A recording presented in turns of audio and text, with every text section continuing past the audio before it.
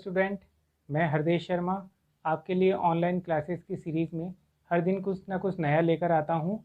आज भी हम कुछ नया सीखेंगे, तो चलिए इस क्लास को स्टार्ट करते हैं।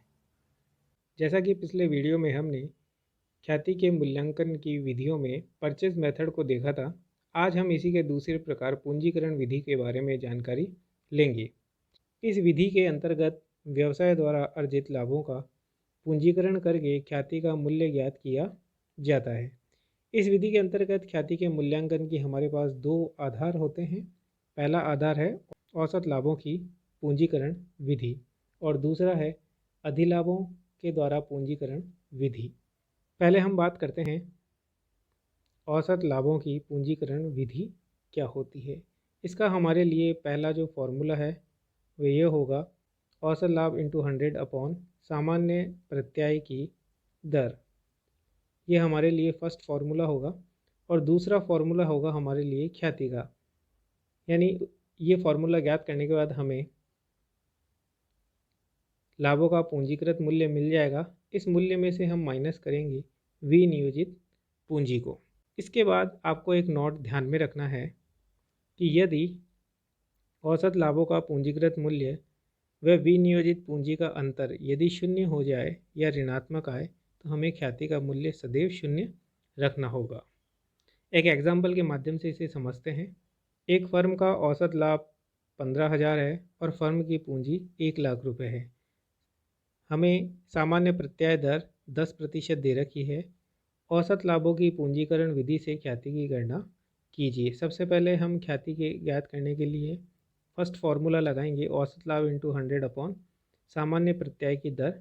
उसमें से जो राशि हमें प्राप्त होगी उसमें से हम विनियोजित पूंजी को माइनस कर देंगे।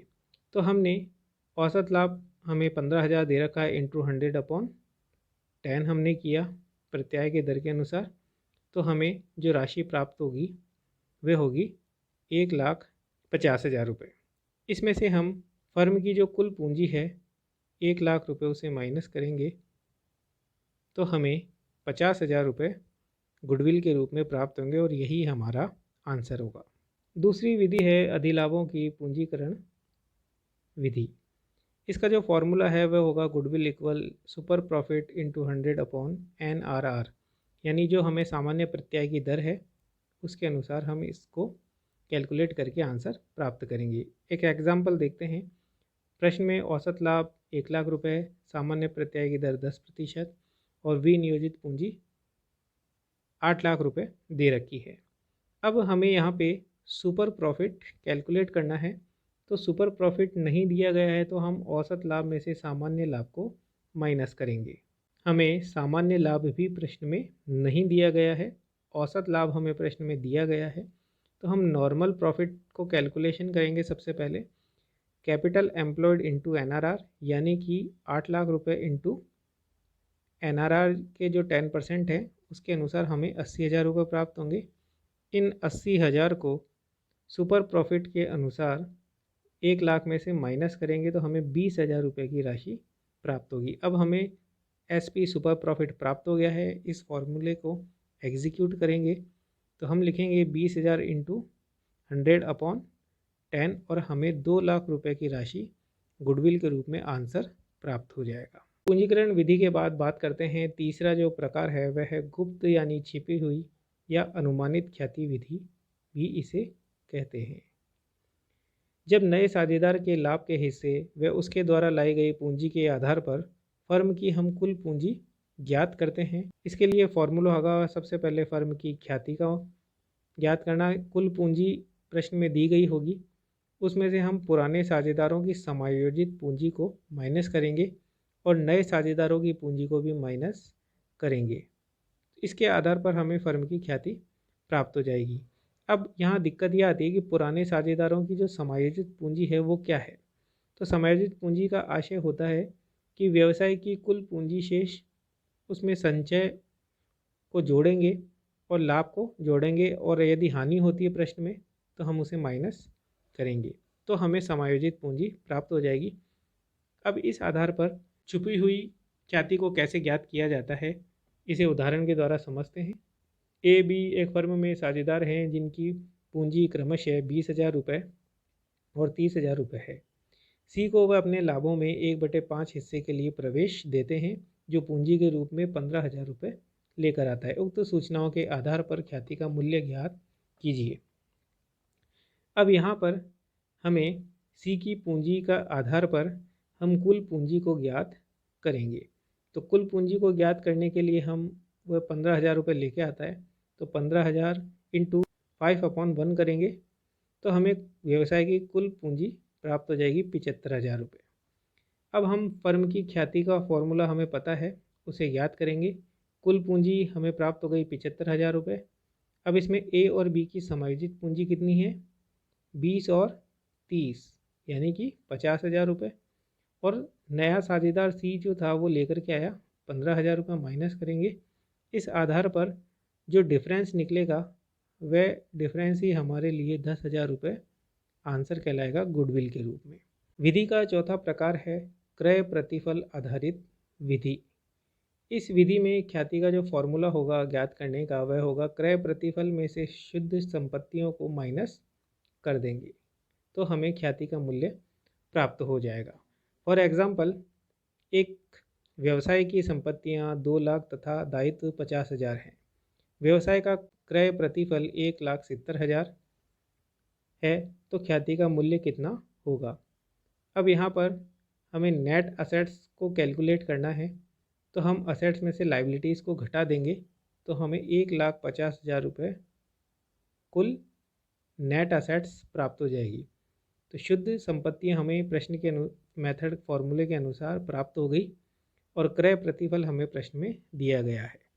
तो यानी कि 1,70,000 में से 1,50,000 माइनस हो जाएंगे तो 20,000 का जो डिफरेंस है यही हमारे लिए आंसर और गुडविल कहलाएगा। नेक्स्ट विधि है वार्षिक विधि, जिसे एन्युटी मेथड्स भी कहा जाता है।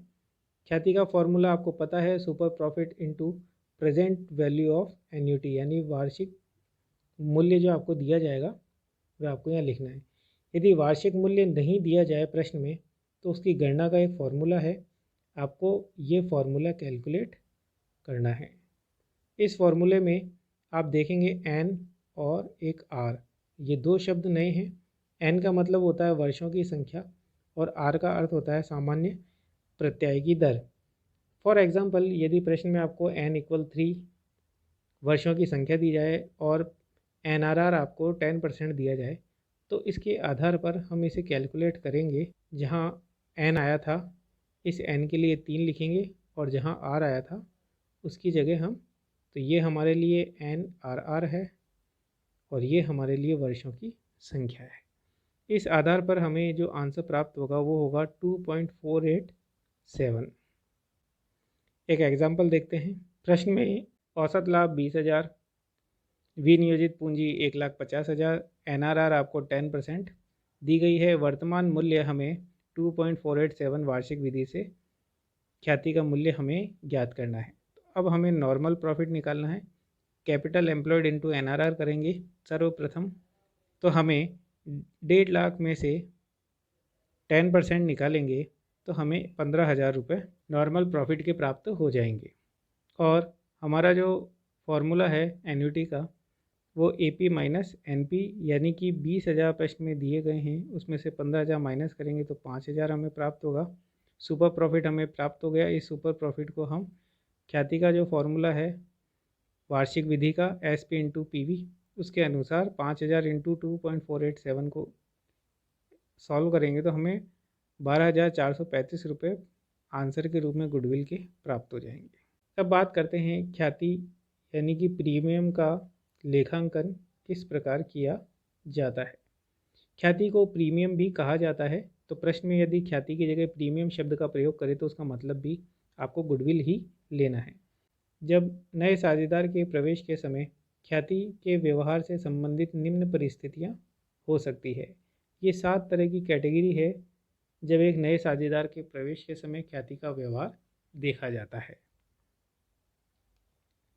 जब ख्याति की राशि का भुगतान निजी रूप से किया जाए, किसी एक व्यक्ति को पर्सनल किया जाए। जब नया साझेदार अपने हिस्से की ख्याति किस रूप में लेके आता है? नगद रूप में लेके आता है। जब नया साझेदार अपने हिस्से की ख्याति की राशि नकद लेकर नहीं आता है। जब नया साझेदार अपनी ख्याति की राशि आंशिक रूप से नकद लेके आता है, बाकी की राशि नकद में नहीं लेके आता है। जब नया साझेदार अपने हिस्से की ख्याति संपत्तियों के रूप में लेकर के आता है। और 6 नंबर पे है छिपी हुई ख्याति का लेखा करना, यानी ऐसी ख्याति जो छिपी ही रहती है, गुप्त रहती है, उसका लेखा किस प्रकार किया जाएगा। और लास्ट है लाभ विभाजन अनुपात में परिवर्तन होने पर ख्याति का लेखा किस प्रकार किया जाएगा। अब इन उपरोक्त सभी परिस्थितियों में यदि पुस्तकों में ख्याति का खाता खुला हुआ है यानी विद्यमान है पहले से, तो उसे बंद करने के लिए हमें ये प्रविष्टि करनी होगी, old partner capital account debit to partners goodwill account. ये ओल्ड प्रॉफिट शेयरिंग रेशियो होगा हमारे लिए पार्टनर्स का। उस आधार पर हम हमारे पुराने गुडविल अकाउंट को क्लोज कर देंगे। अब हम यहाँ बात करेंगे प्रीमियम ख्याति के लेखांकन के बारे में। हमें 7 तरह के पॉइंट अभी विधियों में हमने पढ़े थे। उनमें सर्वप्रथम हम बात करते हैं कि जब नया साझेदार ख्याति की रकम नकद में लेकर के आता है तो उसकी 2 स्थितियाँ होती है हमारे लिए। पहला है पेड प्राइवेटली, यानी निजी तौर पर उसका भुगतान किया जाए। यदि ऐसा होता है तो उसकी पुस्तकों में कोई भी प्रविष्टि नहीं होगी, हमें इसकी कोई प्रविष्टि नहीं करनी है। लेकिन यदि वह फर्म में ला कर के इसका भुगतान करता है, फिर जो प्रविष्टि करनी है वह इस प्रकार होगी। पहला है जब ख्याति की राशि वह नकद में लेकर के आए तो हमें प्रविष्टि करनी है कैश अकाउंट या टू गुडविल अकाउंट। दूसरा है ख्याति की राशि त्याग करने वाले साझेदारों के खातों में वह हस्तांतरित कर दे तो हमें goodwill account DR2 sacrifice partner capital account लिखना होगा। तीसरा है ख्याति की राशि व्यापार से निकालने पर sacrifice partners capital account DR2 cash. इस प्रकार पुराने साझेदार उस ख्याति की राशि को व्यक्तिगत रूप से वापस बाहर निकाल लेते हैं। तो इसमें 3 प्रविष्टियाँ होगी। पहला होगा ख्याति की राशि वो नकद में लेकर के आया तो कैश अकाउंट DR2 गुडविल। दूसरा है ख्याति की राशि त्याग करने वाले साझेदार खातों में उसे हस्तांतरित करेंगे तो हम लिखेंगे goodwill account DR2 sacrifice partners capital account. और जब पार्टनर्स को वो राशि मिल जाती है, उनके खातों में चली जाती है, तो उस ख्याति की राशि को वो वापस व्यापार से निकालते हैं तो sacrifice partner capital account DR2 cash account. जब नया साझेदार ख्याति की राशि नकद में लेकर के नहीं आता है तो इस स्थिति में हमें नए साझेदार के ख्याति के हिस्से से एक एंट्री करनी होगी, new partners current account debit to sacrifice partners capital account. इस प्रविष्टि को हम करेंगे कि जब वह नकद रूप में राशि को लेकर के नहीं आता है। तो थर्ड स्थिति है जब नया साझेदार अपने हिस्से की ख्याति आंशिक रूप में लेकर के आता है और वह भी नकद रूप में। पहले तो प्रविष्टि होगी नंबर 1 पे कैश अकाउंट DR2 गुडविल, जब वो नकद रूप में आंशिक राशि लेकर के आता है।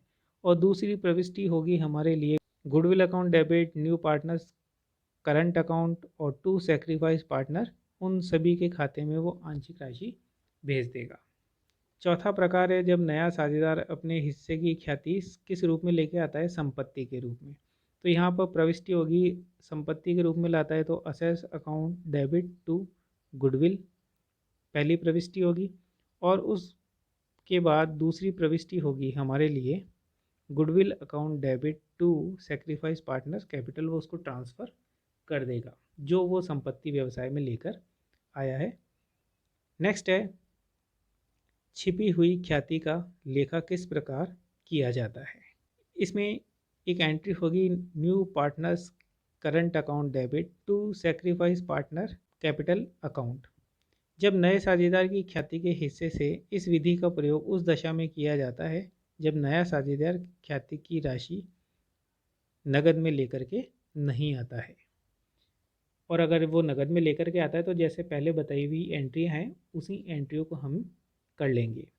लाभ विभाजन अनुपात में परिवर्तन होने के कारण gaining partners capital account debit to sacrifice partner capital account. इस प्रविष्टि के द्वारा हम लाभ विभाजन अनुपात में परिवर्तन होने पर ख्याति का लेखा कर सकते हैं।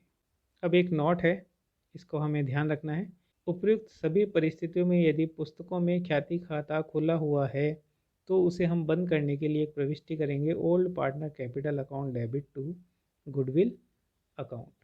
आज की क्लास में बस इतना ही। Thank you.